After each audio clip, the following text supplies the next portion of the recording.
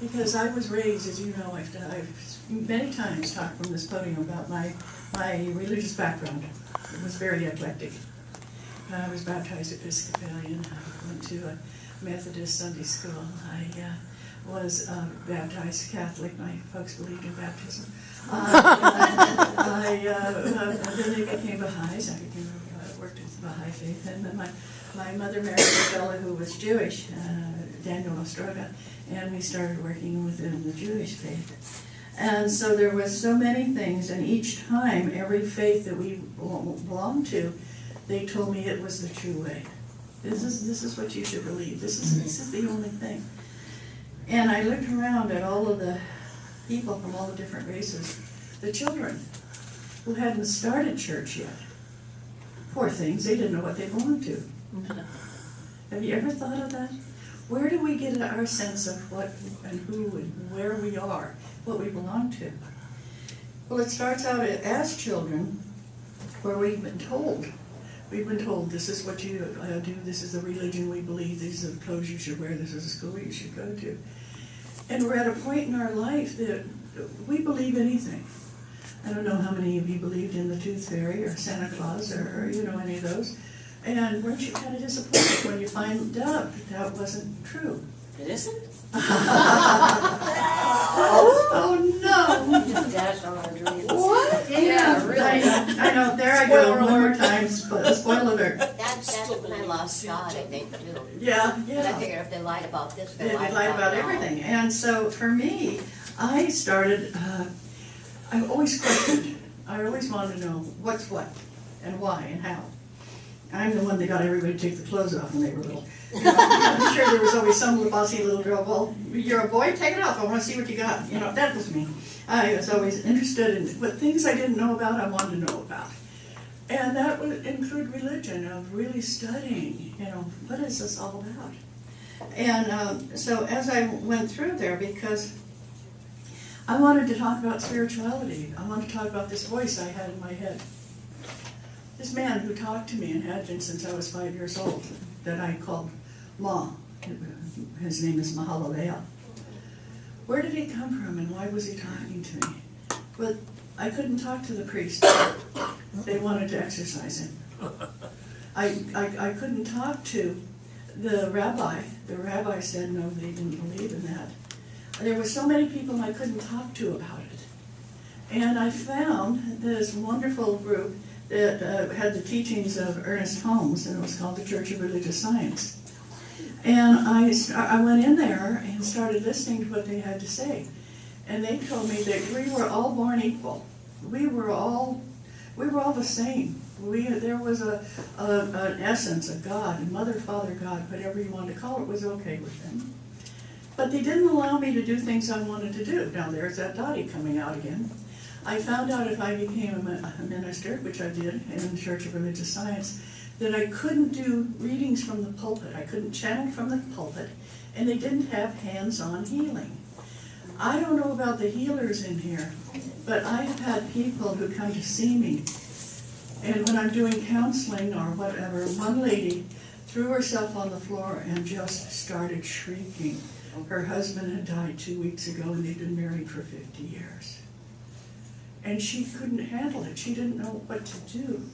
And I just laid down on the floor and put my arms around her and held her like you would a baby and rocked her very gently till she could stop that wailing and just calm down. And I just laid there for probably 15 minutes holding this woman, who I happened to be a little bit older then. I think she felt more of a motherly feeling, but whatever. And I thought, I can't be a part of a faith that doesn't allow me to do this, that doesn't allow me to do hands-on. So that's when I started looking for another church where I could be a psychic. I could believe what I wanted to believe. I could believe that men and women were equal. I could do psychic readings, and I found the Universal Church of the Master. I'm still trying to change the name of it. I want to call it Universal Church of the Masters. I think for me that works. Yeah, I agree. But it was wonderful because getting there was such an amazing path. I just tried all these different things. And in doing so, I learned a lot. I read the Old Testament. I don't know if any of you went to any Christian schools. They bribed you to read the New Testament, and then they bribed you to read the Old Testament, and then they said, yeah, put it all together as the Bible.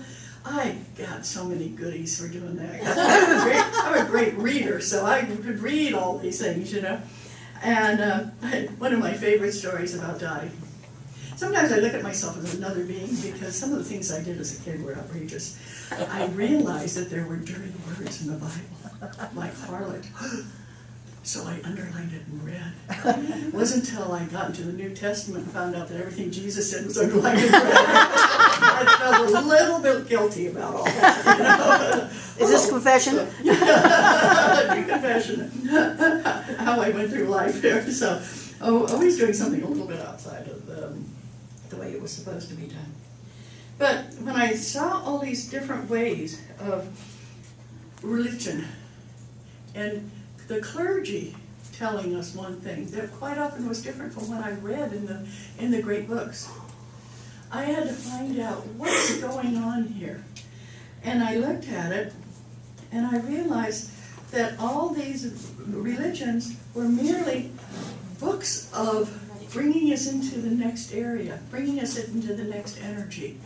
We don't have books about the goddess because they weren't saving writings, they weren't writing them, but we're finding out now archaeologically through digs and everything else what those, quote, pagan religions were all about. And they were books themselves of the involvement of us in how we know God. It had to be by pictures or had carvings on the walls because we weren't reading then. And as we started to read, then it became more simple in what was going on. And all of them take us to a different place. Where we were taken with Moses is a different place than we were taken with Jesus, which is a different place that we were taken with Muhammad. They're all these books. And if we get rid of one book, we've missed a step in our spiritual evolution. So I say to you, please, if you haven't picked up the Quran and read some of it, if you haven't picked up the Bible and read some, it's almost like you pick it up and open it. I don't know if you've done this with any other book. You've got a question, and you pick up a book, and it just falls open, and there's the answer. Well, I found all these great books do the same thing. But read them, because you're going to find they're saying the exact same thing. Because it's all one. God is all one. God the Creator, God the Divine, Mother, Father, God, whatever you want to call it. So I thought, well, my parents didn't say I had to be one specific thing because they kept changing so much. It was kind of interesting. And I realized that this being divided by religion has gotten us into so many wars, problems. I have a gentleman who came to see me.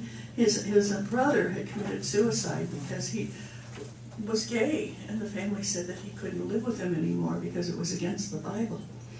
And to kick out a member of your family and have him take his own life. And it really doesn't say that in the Bible at all. But the clergy says it. One of our clergy that we all heard of, he died this last week, Billy Graham. And I have never really listened to Billy Graham. He's 99 years old, and he was the pastor or the minister for, 7 presidents? I mean, it's incredible. And I listened to him, and some of what he had to say was really great stuff. I had denied listening to him because I thought, he was out there. And but yet there were some good things he said, and I kind of denied that.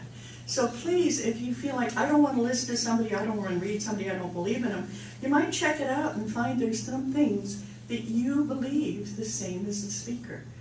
Those are the ones you listen to. You don't have to listen to everything else. Listen to what people say that you can vibrate to. It's not necessarily appreciate, but you feel the vibration. Lori was saying that she went and saw Deepak Chopra, and that's one of those people I vibrate to, his vibration. The Dalai Lama. I was lucky enough to go see the Dalai Lama in person. And that vibration, you go, yes. when you listen to somebody and they're of a faith different than yours, listen to the vibration. Remember, that's what our Mother, Father, God has, is that vibration. Why did they have to put all the rules in there though, all that arbitrary Okay, well, that's a punishment? really good way. When your kid is 2, 3 years old, you say, don't touch the stove, it's hot. And if they touch the stove, they find out it's hot. But you can't go outside unless mom's here. You can't do this. You have all these rules, right? Well, when they get to be 22, you don't say, don't touch the stove, it's hot, and you can't go out without me. Well, all of these books were taking us as people who needed to help. God was helping us learn not to touch the stove, not to do some various things. And that's what are in these books that the messengers brought. All these messengers were bringing those. But it's not what they say, unfortunately. It's quite often what the clergy says. Because what God says is amazingly universal for everybody. But it's what the clergy says that the messenger is saying. All those messengers follow just what the messenger said. The interpretation, exactly, Jan, but the interpretation that man says is what gets us in trouble. Yes, Smitty. I have a question. If you have a child that you know cannot be harmed in any way, shape, or form, physically, mentally, or spiritually, would you allow that child to do anything it wanted to do? Yes or no? Sure. Within reason, yeah. God does. Mm-hmm, yeah. Yeah. I mean, there's so many things that we are finding out now that little ones can do. When my granddaughter was, you see, I just go off here. When my granddaughter was 4 months old, we threw her in the swimming pool. Because I'd read an article that said kids can swim at 4 months old. And she went on to get a scholarship to go to the University of Virginia to swim. I mean, she swam for the rest of her life. My great-grandson is 6 months old and he's taking swimming lessons. And people say, oh, that's too young. For what? To be able to survive in water? They've been doing that in the womb. You know, different situation. But and so you start looking at little ones are so wonderfully excited about life, but they're also very malleable. And unfortunately, you know, what Hitler said, give me your youth at 6, I'll have them for the rest of their life. Didn't the Catholic Church say that too? No. I know, it could be, but bring me your source. That one I don't know about. But so here we have all these sects, that's S-E-C-T-S. S-E-X, we're getting to that more too. I was talking to somebody that I had a sheet that I was filling out, and it said male, female, or undetermined. And I like that. I thought, that's really, you know, we were in down south, and I went into a restroom, and it said all gender.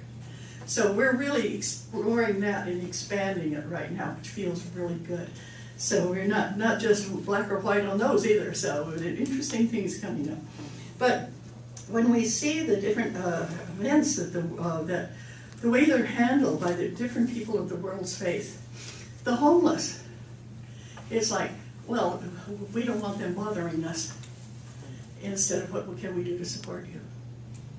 It's like so many different people, we have that feeling of they're getting in our way.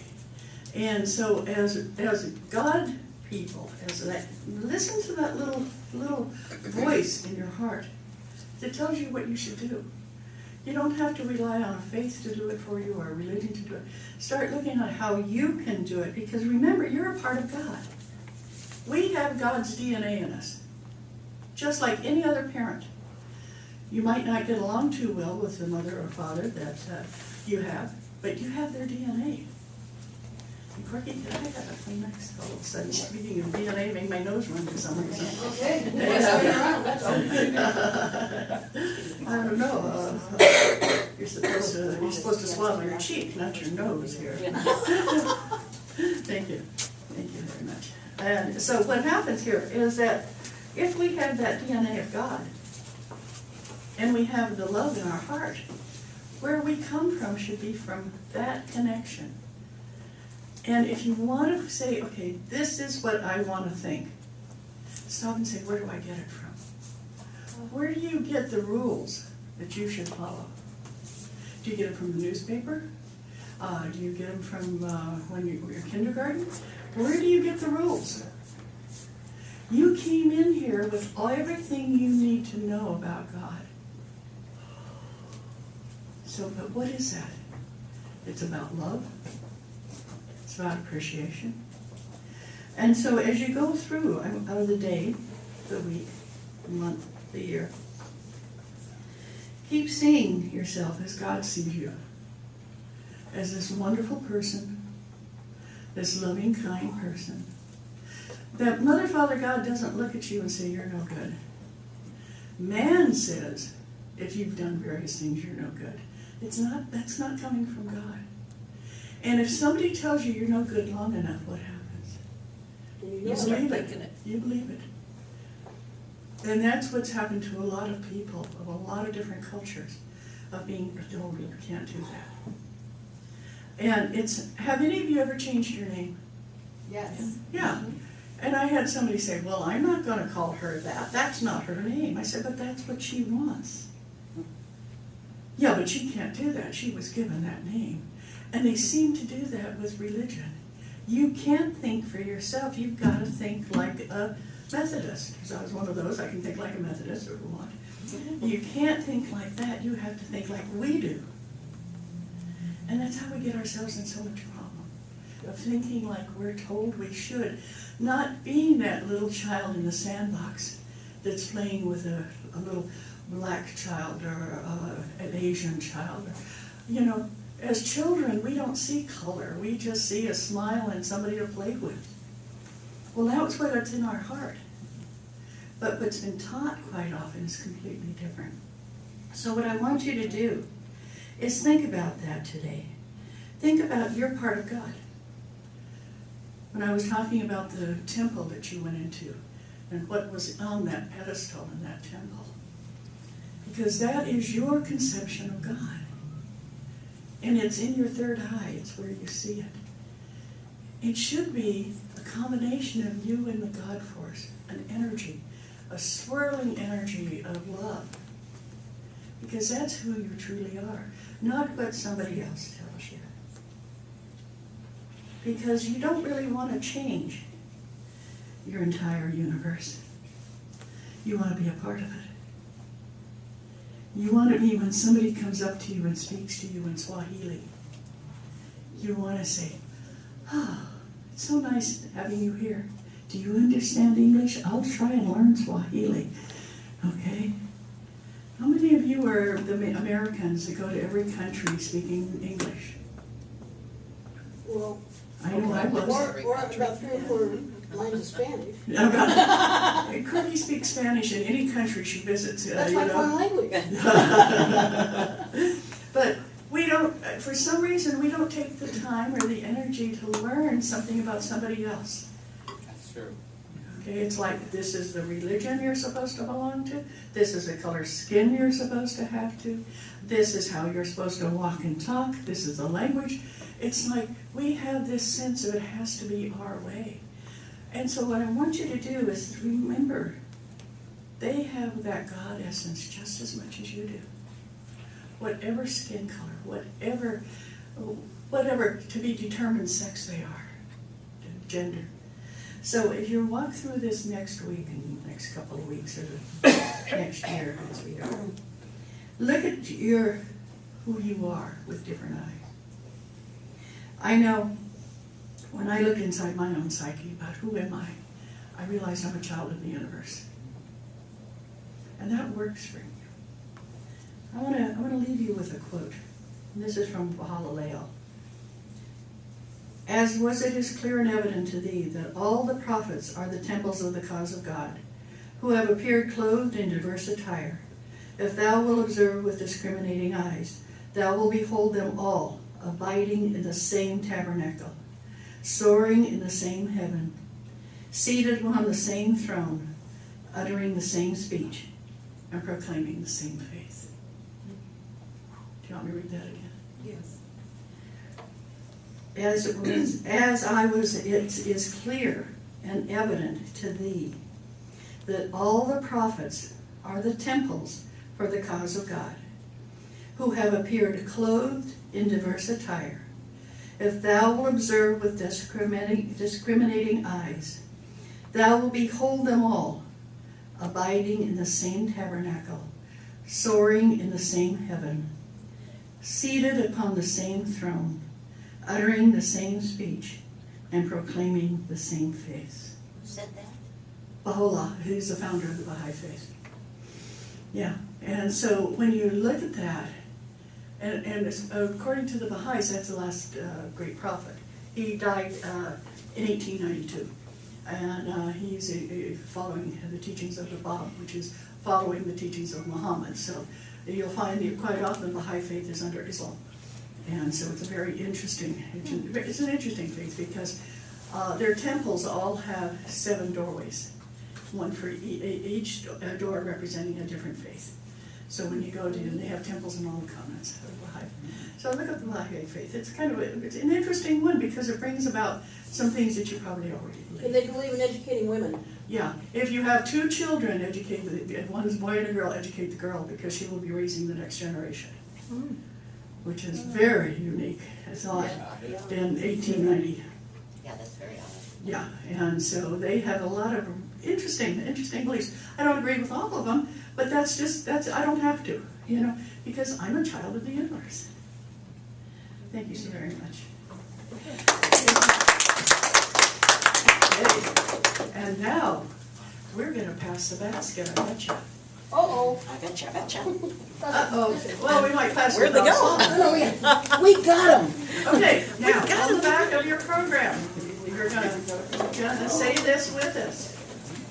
Giving to the ministry from which we receive our spiritual support and nurturing is an affirmation in consciousness of the truth that Spirit is the prospering power enriching every area of our lives. We could sing it a cappella, Corky. All I give comes back to me, blesses me abundantly. All I give comes back to me, blesses me abundantly. All I give comes